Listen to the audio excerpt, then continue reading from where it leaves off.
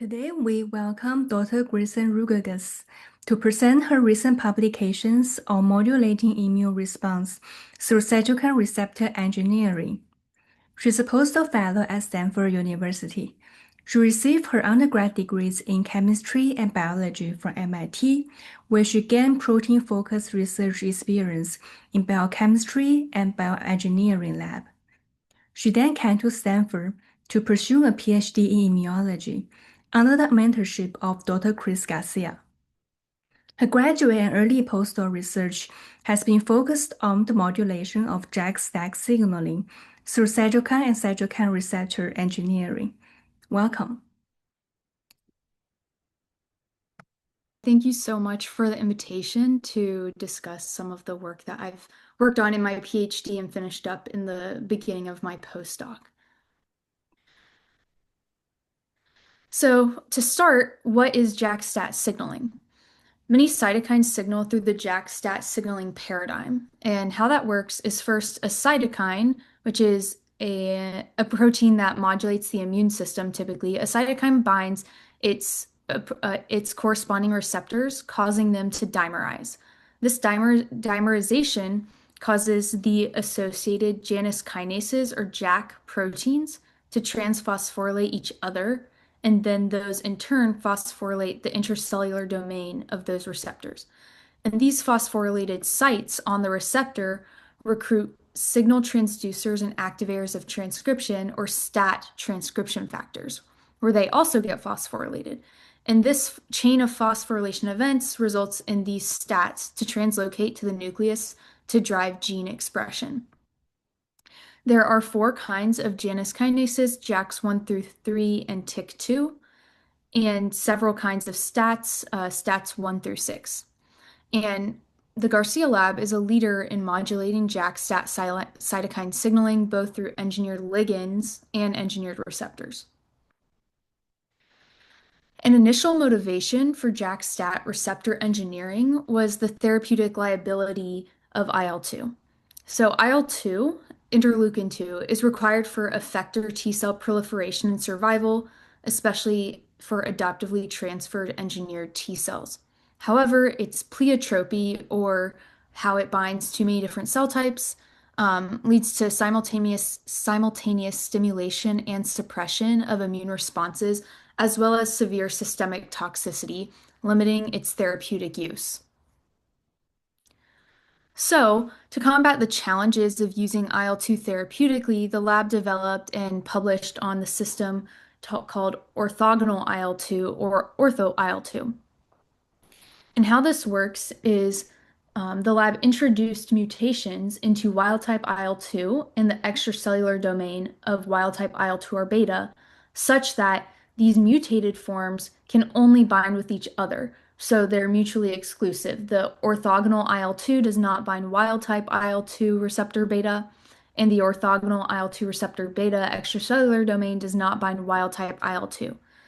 And if we put this receptor into cells, we can then dose mice or people with orthogonal IL-2, and only those cells that we engineered will receive IL-2 signaling and potentiation, which resulted in a lot lower toxicity profile.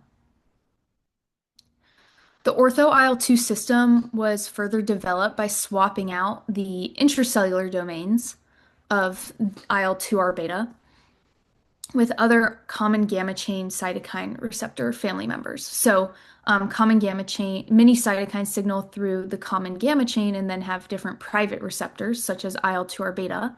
And so other family members, IL-9 and IL-4, were investigated by putting the intracellular domain with the orthogonal IL-2 receptor beta extracellular domain.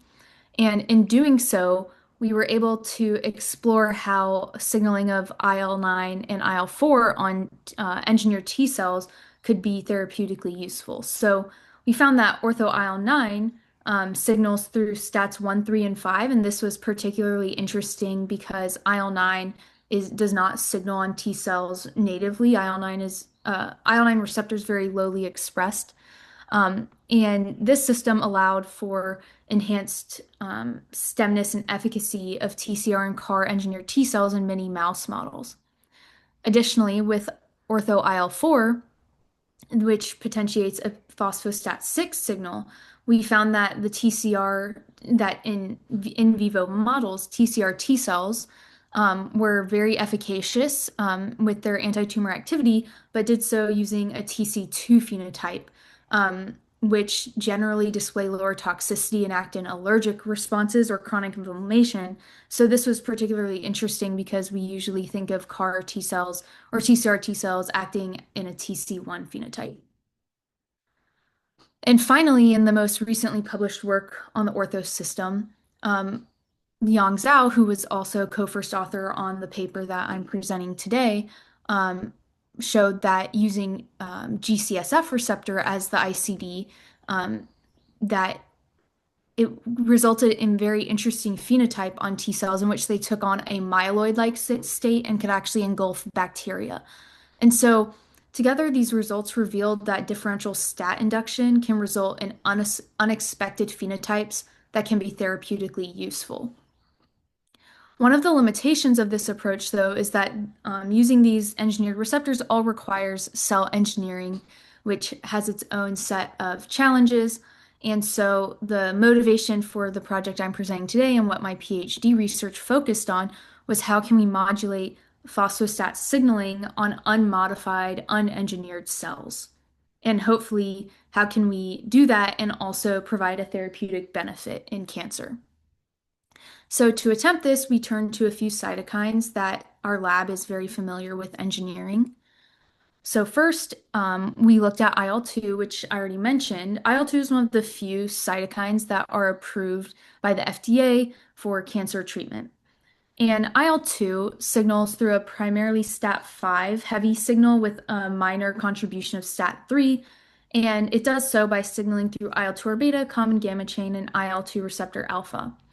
And the key points that I want to share about IL-2 on its effects on CD8 T cells is that it promotes antigen-specific proliferation and the expression of effector molecules, which is great for fighting cancer. However, some drawbacks of IL-2 are that it also promotes the differentiation of exhausted T cells, as well as promoting the expression of inhibitory receptors. IL-21 is another member of the common gamma chain family, but through IL-21 receptor, it has a primarily STAT3 signal with a very minor contribution of STAT5. And it has some different effects than IL-2 in that it has very minimal, but clear but very minimal promotion of antigen-specific proliferation and effector function. But the key thing that I want to point out is that it actually inhibits the differentiation of exhausted T cells and inhibits the expression of inhibitory receptors. And additionally, IL-10, which is primarily thought of as an immunosuppressive cytokine, it signals through IL-10 receptors alpha and beta and has almost a pure STAT3 signal when it comes to STATs. And although it's thought of to be very immunosuppressive in that it blunts dendritic cell response to antigen stimulation and also inhibits CD4 T cell proliferation and function, very recent research has shown that it has very distinct effects on CD8 T cells, and specifically, it's revealed that IL-10 has a role in the activation of tumor-resident CD8 T cells, which has resulted in tumor regression in syngeneic mouse models. And it does so by reinvigoration of the exhausted T cells through enhanced metabolic function. And additionally, it promotes a stem cell-like memory phenotype, which is on the opposite end of the spectrum of T cell exhaustion. So we hypothesized that by combining the strong STAT5 signal of IL-2 with its benefits of promoting proliferation and effector function of T cells, of CD8 T cells, with the STAT3 signals of IL-21 or IL-10, that we could promote more stem-like and less exhausted T cells with durable anti-tumor effects. So to do this, we tested many molecules, starting with the basis of IL-2 and IL-21. And what we ultimately came up with was this system of bringing three receptors together that we call trikines. So the first trikine I'll show you here is we used what is a form of IL-2 that our lab published on quite a while ago. It's called super. What can we can call it super IL-2, in which it just has a high affinity binding for IL-2, higher affinity binding for IL-2R beta. So it can signal through IL-2R beta in the absence of IL-2R alpha. And we linked this super IL-2 with a very short 3 amino acid linker to a binder to IL-21 receptor. And there are more details about this in the paper, but all you really need to know is that this binder to IL-21 receptor has no intrinsic activity. It simply binds and does not promote any signal on its own. And so we hypothesized that by recruiting IL-21 receptor and dragging it in to the signaling complex of super IL-2, that we could have a simultaneous high STAT5 and STAT3 signal at the very same time. And so when we do a dose response phosphostat assay on mouse CD8 T cells, although the trends are the exact same in CD4 cells and in human T cells, we can see in blue that super IL-2 has the expected high STAT5 signal, and that IL-21 in mouse cells, there is like about a mid-level IL-21 phosphostat 5 signal. In human cells, it's much more minimal. But what we see is that the trikine does maintain a high phosphostat 5 signal, which we expected because it has IL-2 as a part of the molecule. The exciting finding was that when we look at phosphostat 3, IL-2 has a very minimal phosphostat 3 signal. IL-21 induces a high STAT3 signal, and the trikine reaches about 90% of the Emax of IL-21. So this confirmed that we are able to bring IL-21 receptor into the signaling complex of IL-2 and potentiate signal through this receptor. We also made the inverse molecule to see if this was applicable, if this was something we could only do with IL-2 in this scenario, or if we could expand the trikine idea. So we used IL-21 and used the same linker to a binder to IL-2 receptor beta. And what we found is that if we look at the STAT3 signal, the trikine has the same Emax as IL-21, and then with STAT5, we reach almost 100% of the STAT5 signal of IL-2 just by bringing IL-2 receptor beta into the IL-21 signaling complex. So this was very exciting to see that we could really recruit receptors in and have this additional signal mediated by bringing three receptors together, which would never happen on unmodified cells. We also wanted to expand this idea with IL-10 to see if this was just a trick we could do with common gamma chain cytokines, or if this was a broadly applicable platform. And so here we have the schematic of native IL-10 and IL-2 signaling. And to walk you through this molecule, the IL-10/2 trikine, is we used a form of IL-10 called mono IL-10 or monomeric IL-10 that was published on a few years ago from our lab, in which we were able to just allow IL-10 to signal in a non-homodimeric fashion just through IL-10 receptor alpha and IL-10 receptor beta. And it has the same high level of STAT3 as wild type IL-10, just different stoichiometries. And so we linked that to the same binder to IL-2 receptor beta that we used in the IL-21/2 trikine. And we tested the STAT signaling, looking at STAT3, the IL-10 alone, this is mono IL-10, reaches its Emax of STAT3, and the trikine meets that same Emax with a higher potency. When you look at the STAT5 signal, IL-2 has its very high STAT5 signal, and the trikine reaches up to 55% of the pSTAT5 signal. So we see a partial pSTAT5 signal. And so From this, we were able to conclude that we could really use trikines across more than one cytokine receptor family. So that left us with three trikines to investigate in this publication, although there are many more possibilities of trikines depending on your purpose. And if we take a look at the balance of STAT3 and STAT5, we can see that the IL-2/21 trikine has a dominant STAT5 signal with, or more dominant STAT5 signal. So all of them do have very notable STAT5 and STAT3 signals, but when we're really looking at the balance, the IL-2/21 trikine is more STAT5 skewed, IL-21/2 trikine is more even, and the IL-10/2 trikine is more STAT3 skewed. So how does this affect cells phenotypically? We tested this on mouse T cells over a several day culture, and what we found was that this trend of STAT5 STAT3 ratio showed us that it matched the expression of stemness markers IL-7 receptor alpha and CD62L, which is unsurprising because STAT3 has been shown to be associated with stemness genes. There was an inverse relationship with the expression of activation and exhaustion markers PD-1 and TIM3, which is unsurprising because we know that IL-2 also we know that IL-2 drives cells towards exhaustion, and so the higher STAT5 signal from IL-2 was more associated with these exhaustion markers.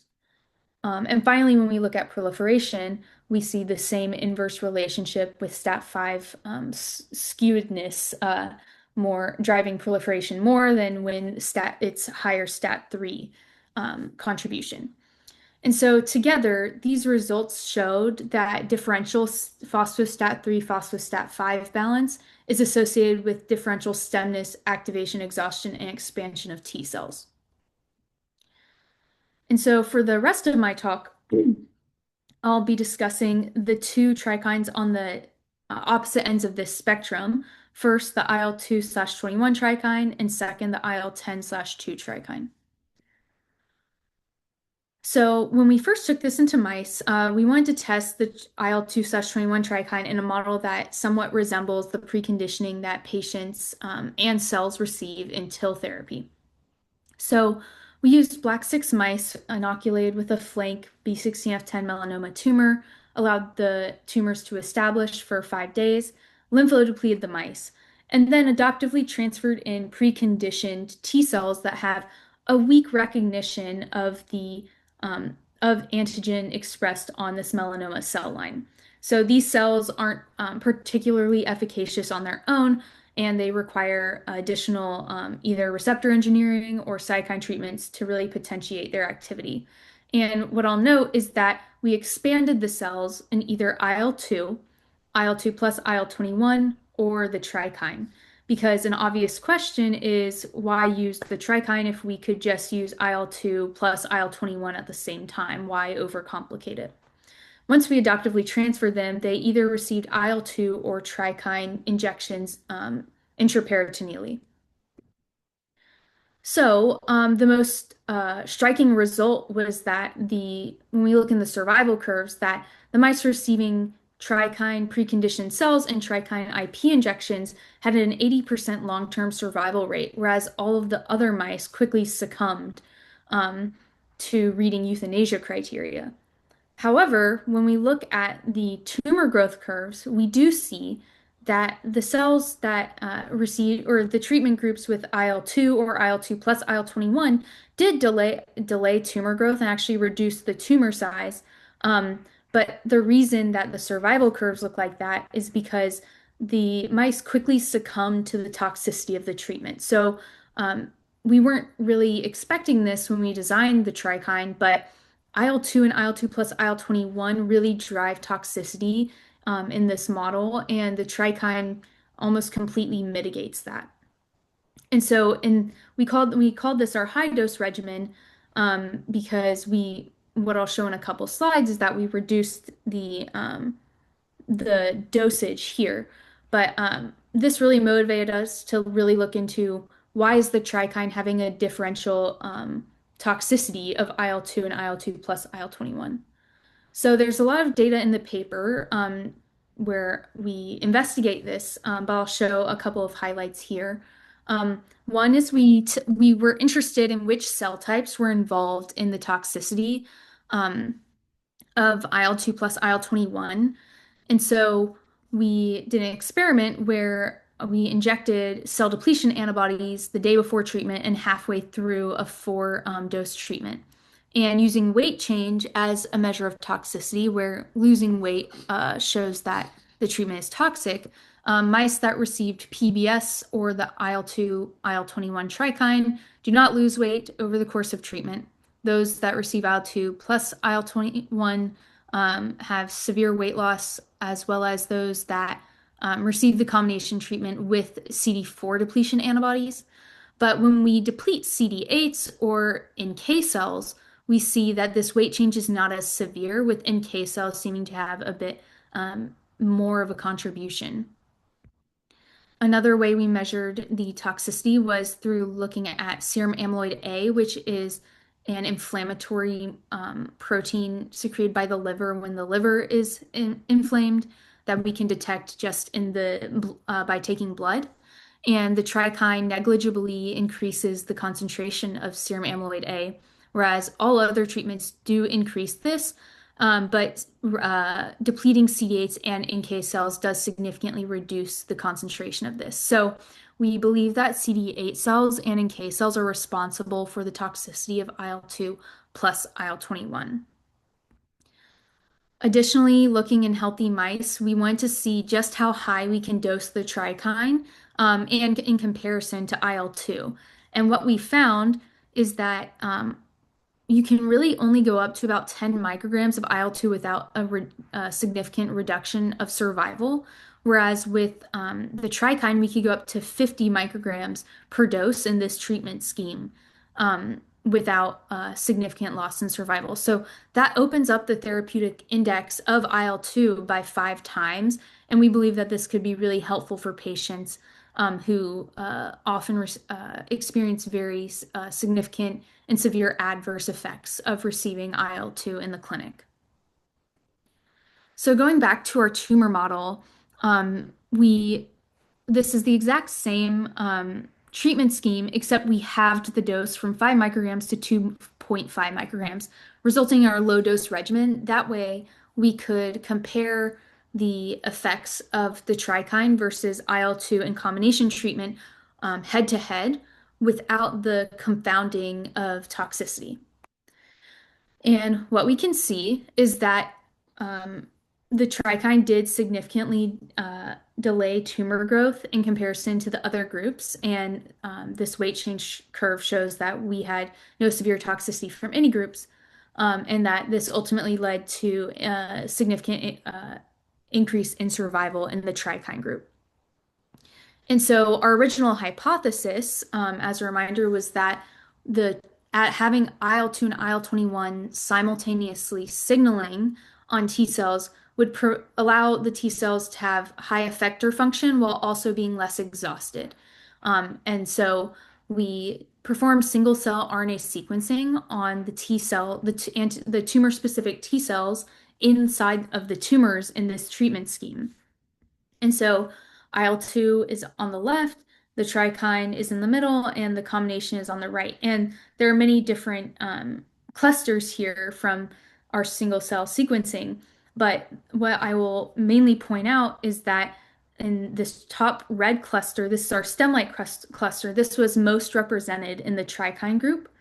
And then inversely, the most terminally differentiated cytotoxic cluster is least represented by the Trikine group. So this confirmed our hypothesis by using this high STAT3 and STAT5 signal through IL-2 and IL-21 receptors. We indeed are able to enhance the stem-like properties in comparison to IL-2, as well as the combination of IL-2 plus IL-21. So we were then interested in how this could actually be translated to the clinic. And to do that, we received human tumor samples from the Stanford Hospital given to us by Dr. Amanda Karani. And so we received tumor fresh from biopsy from a patient. We digested the tumor and then cultured it, or we cultured the T cells in cytokines for 2 to 3 weeks, and then analyzed the phenotype of those cells. So first, what is very notable is that IL-2 does expand the cells. However, the combination of IL-2 plus IL-21 and the 221 trikine significantly increase CD8 T cell expansion.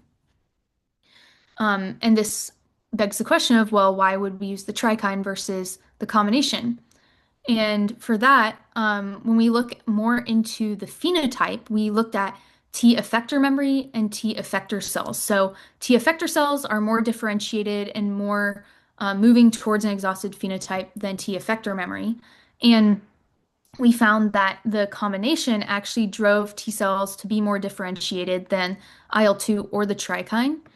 And in line with that, looking at an exhaustion marker LAG3, and a consistent finding across multiple donors is that LAG3 was very highly expressed, and just IL-2 plus IL-21 drove cells to express this inhibitory marker. And so we think that this could be that the trikine could be an alternative for IL-2 for ex vivo expansion of TILs, because we are driving higher expansion, so there are more TILs available to be adaptively transferred back into the patient, while also not causing them to be very exhausted and only to an effector state.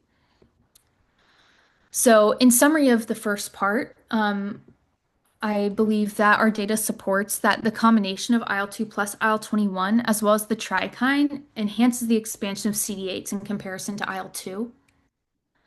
However, IL-2/21 trikine is the only one that really restrains differentiation and exhaustion, whereas the combination seems to promote that. And finally, only the IL-2/21 trikine is tolerable systemically. And so we're hoping that not only could the trikine be used as a better ex vivo expansion tool for TILs, but potentially replace IL-2 for the infusions into patients so that they're not experiencing the severe toxicity that they experience now and that we witnessed in the mice as well. All right, so now we'll look at the other end of the spectrum where we have the IL-10/2 trikine, which has a higher STAT3 contribution than STAT5. So first we looked at an adoptive cell transfer model, and this is in the absence of lymphodepletion. But it's still B16F10 melanoma, adoptively transferred in T cells that were just expanded through a more typical protocol of IL-2.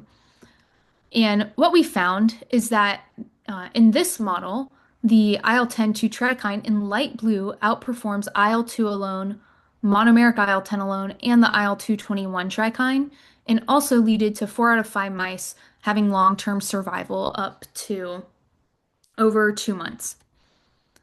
And there was a lot of phenotyping that we show in the paper, but some highlights are that there was, when looking at inside of the tumor, there was a significant expansion of tumor-specific T cells in the tumor, only in the IL-10/2 trikine and in comparison to mono IL-10. And then specifically, further phenotyping revealed that the antigen experienced PD-1 CD44 positive population of TILs expanded by the IL-10/2 trikine were predominantly CCF1 positive, TIM3 negative, which all you need to know is that this subset is previously associated with responsiveness to PD-1 blockade.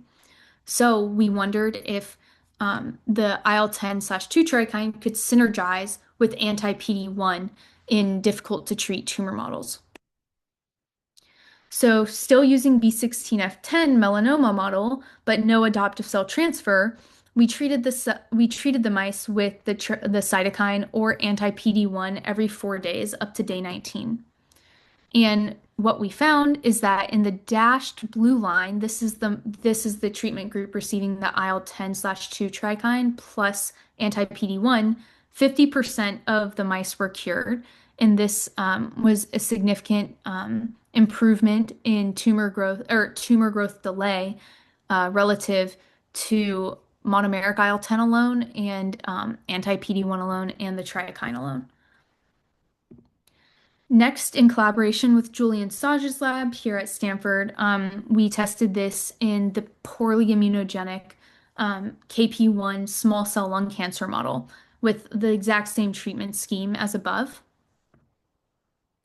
And one of the most striking results we found for this trikine is that it cured 100% of the mice with this very difficult to treat tumor model. And we only see that with the IL-10/2 trikine plus checkpoint blockade. And so we are really curious about what's actually happening to the cells in this model that allows it to be such an efficacious treatment.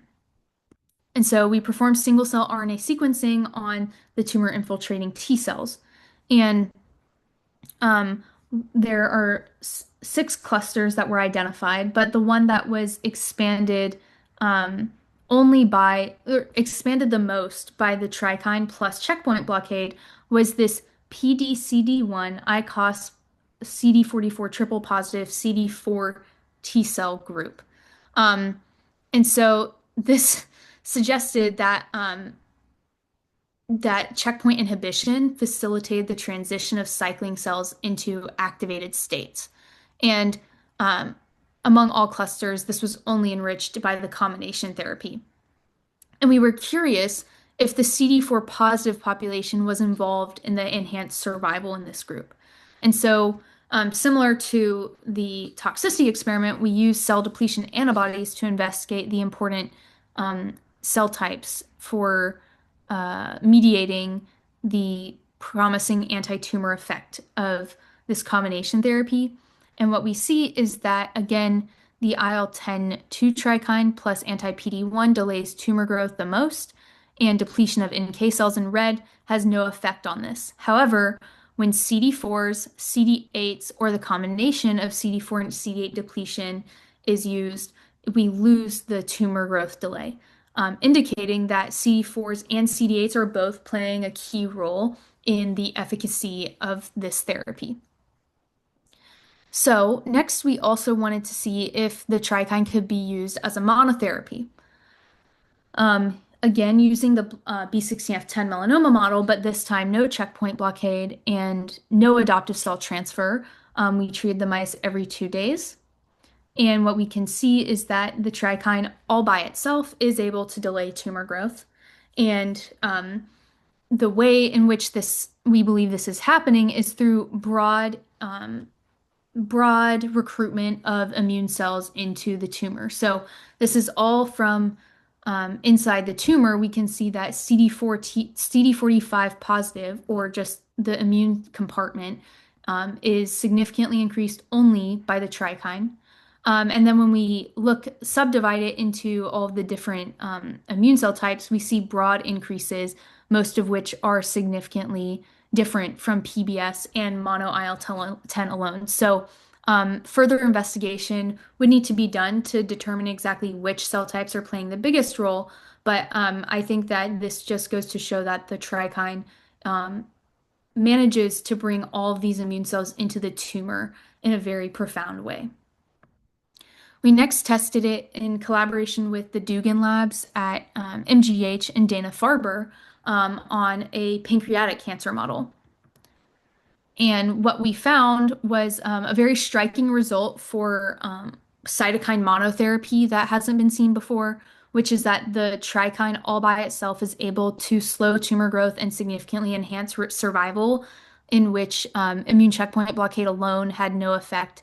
And monomeric IL-10 had no significant effect in delayed tumor growth and much worse survival rate.